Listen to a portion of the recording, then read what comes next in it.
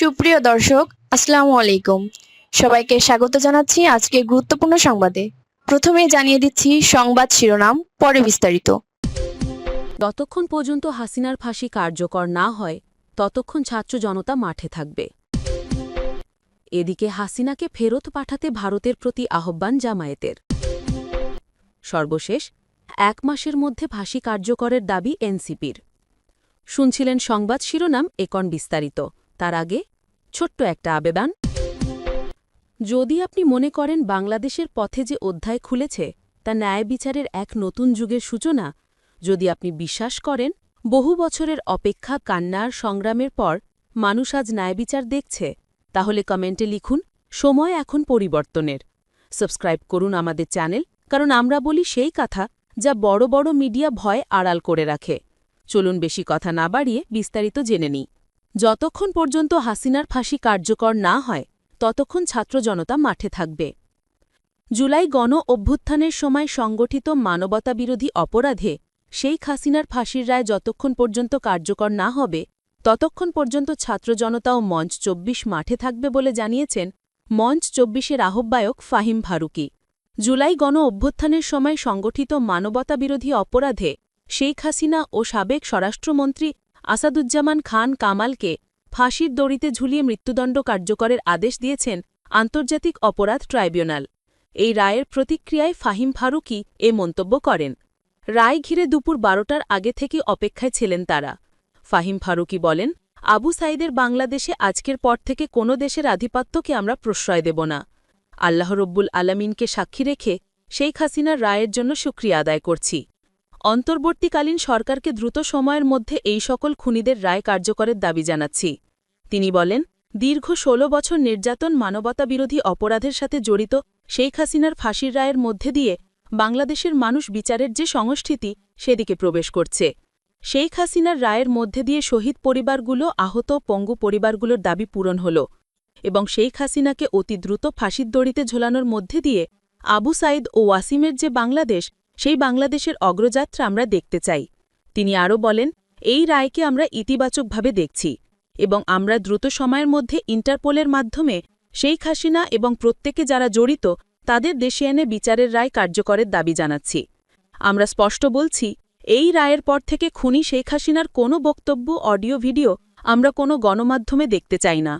মঞ্চ ২৪-এর আহ্বায়ক বলেন, দিল্লিতে নিযুক্ত ভারতের হাইকমিশনারকে তলব করে অন্তর্বর্তীকালীন সরকার যেন স্পষ্টভাবে জানিয়ে দেয় ফাঁসির দণ্ডপ্রাপ্ত ও গণহত্যার দায়ে অভিযুক্ত আওয়ামী লীগ সভাপতির কোনো বক্তব্য বা বার্তা প্রচার করা যাবে না এবং তা দ্রুত কার্যকর করতে হবে। আয়নাঘরে এবং সারা দেশে হাজারো মানুষের প্রতি যে নির্যাতন আর অত্যাচার চালানো হয়েছিল তার বিচার এখন নিশ্চিত হয়েছে এবং ভবিষ্যতে এসব অপরাধের প্রতিটি বিচারের আয়তায় আনা হবে। আওয়ামী লীগের যেসব ব্যক্তি এখনও বিভিন্ন স্থানে সক্রিয় আছেন তাদেরও একে একে বিচারের মুখোমুখি করতে হবে।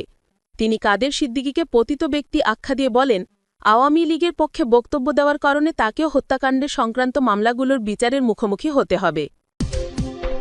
এদিকে হাসিনাকে ফেরত পাঠাতে ভারতের প্রতি আহ্বান জামায়াতের। জুলাই গণ অভ্যুত্থানে মানবতাবিরোধী অপরাধের দায়ে মৃত্যুদণ্ড পাওয়া শেখ হাসিনাকে ভারতে আশ্রয় না দিয়ে বাংলাদেশে ফেরত পাঠানোর আহ্বান জানিয়েছে জামায়াতে ইসলামী। সোমবার রাজধানীর মগবাজারে দলটির কেন্দ্রীয় কার্যালয়ে আয়োজিত ব্রিফিংয়ে এই আহ্বান জানান দলের সেক্রেটারি জেনারেল মিয়া গোলাম পরোয়ার। রায়ের প্রতিক্রিয়ায় তিনি বলেন, আমরা মনে করি এই বিচারের ব্যাপারে কোনো প্রশ্ন তোলার সুযোগ কারোর নেই, কারণ বিচার স্বচ্ছ হয়েছে, নিরপেক্ষ হয়েছে, আন্তর্জাতিক মানের হয়েছে।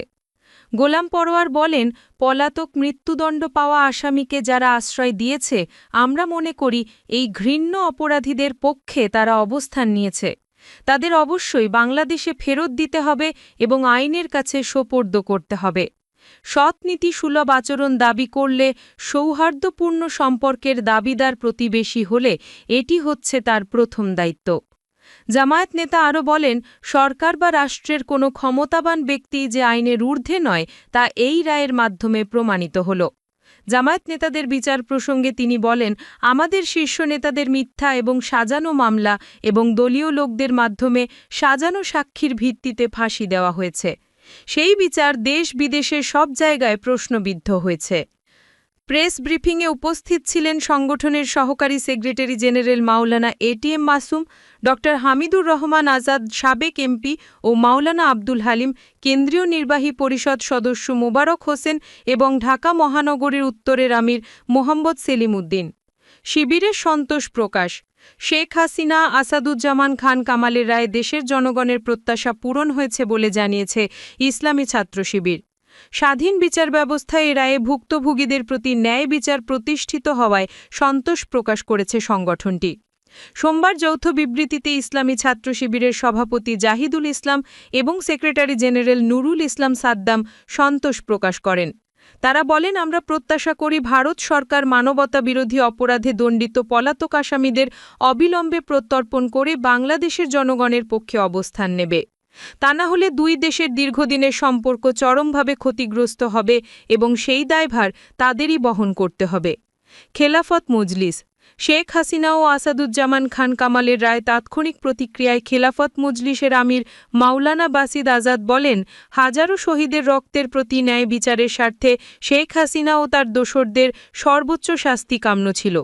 এই রায়ের মাধ্যমে ন্যায় বিচার প্রতিফলিত হয়েছে। শেখ হাসিনাকে ভারত থেকে ফিরিয়ে আনতে সরকার কার্যকর উদ্যোগ নেবে। ডাকসু নেতাদের প্রতিক্রিয়া। রায় ঘোষণাকালে ট্রাইব্যুনালে হাজির ছিলেন ডাকসু নেতারা।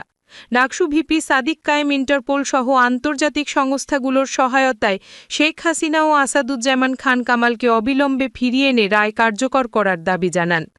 রায় তিনি সন্তোষ প্রকাশ করেন, তবে সাবেক আইজিপি আবদুল্লাহ আল মামুনেরও সর্বোচ্চ শাস্তি দাবি করেন।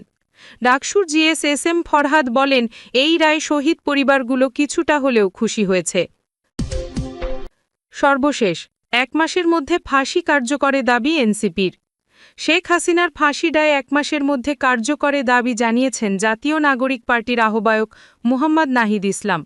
সোমবার রায়ের প্রতিক্রিয়ায় তিনি বলেন, অন্তর্বর্তী সরকারের কাছে দাবি জানাবো হাসিনাকে ফিরিয়ে আনুন। নিরাপত্তা উপদেষ্টা ভারত সফর করছেন, আমরা চাই যাতে তিনি হাসিনাকে সঙ্গে নিয়ে দেশে ফেরেন। হাসিনাকে 1 মাসের মধ্যে দেশে এনে রায় কার্যকর চাই। তিনি আরও বলেন, শেখ হাসিনা, কামাল সহ বাকি আওয়ামী ফ্যাসিস্ট যারা হত্যাকাণ্ডের সঙ্গে জড়িত ছিল তাদের বিচার করতে হবে। নির্বাচনের পরও যাতে ট্রাইব্যুনালের কাজ বন্ধ না হয়, কাজ যেন চলমান থাকে। একই সাথে দল হিসেবেও আওয়ামী লীগের বিচার দাবি করেন নাহিদ। সাবেক আইজিপির সাজা নিয়ে তিনি বলেন, চৌধুরী মামুনের সাজায় সন্তুষ্ট নই, রাজসাক্ষী হলেও তার সাজা আরও বেশি হওয়া উচিত ছিল। এই বিষয়টি আপিল বিভাগে যাওয়া উচিত পুনর্বিচারের জন্য। অন্যদিকে গণমাধ্যমে পাঠানো এক ভিডিও বার্তায় এনসিপির সদস্য সচিব আক্তার হোসেন বলেন, শুধু মৃত্যুদণ্ড কার্যকরের মধ্যে দিয়ে হাসিনার গণহত্যা ও মানবতাবিরোধী অপরাধের ন্যায় বিচার করা সম্ভব হবে। আমরা সরকারের কাছে আহ্বান জানাই, অতি দ্রুত রায় কার্যকর করতে হবে। তিনি বলেন, ভারত সরকারের কাছে আহ্বান জানায়, খুনি হাসিনাকে আশ্রয় না দিয়ে বাংলাদেশের বিচার ব্যবস্থার কাছে সোপর্দ করুন। এই রায় কার্যকরের মধ্যে দিয়ে বিশ্বে নজির সৃষ্টি হবে। দলটির দক্ষিণাঞ্চলীয় মুখ্য সংগঠক সার্জিস আলাম বলেন, খুনি হাসিনাকে ফিরিয়ে না দেওয়া পর্যন্ত দেশের জনগণের সাথে ভারতের সম্পর্ক স্বাভাবিক হবে না। সোমবার বিকেলে নিজের ভেরিফাইড ফেসবুক পেজে এক পোস্টে কথা লেখেন তিনি। এছাড়া এনসিপি সিনিয়র যুগ্ম আহ্বায়ক সামান্তা শারমিন গণমাধ্যমকে বলেন, জুলুম ও অপশাসনের বিরুদ্ধে বিচারিক প্রক্রিয়ার মাধ্যমে এটি জনগণের ঐতিহাসিক জয়। আমরা এই রায়কে সাধুবাদ জানাই। এখন জরুরি হল দ্রুত রায় কার্যকর করা। এটি ভবিষ্যতের জন্য বার্তা বহন করে যে কোনো ক্ষমতাই চিরস্থায়ী নয়। রাজধানীতে গণমিছিল।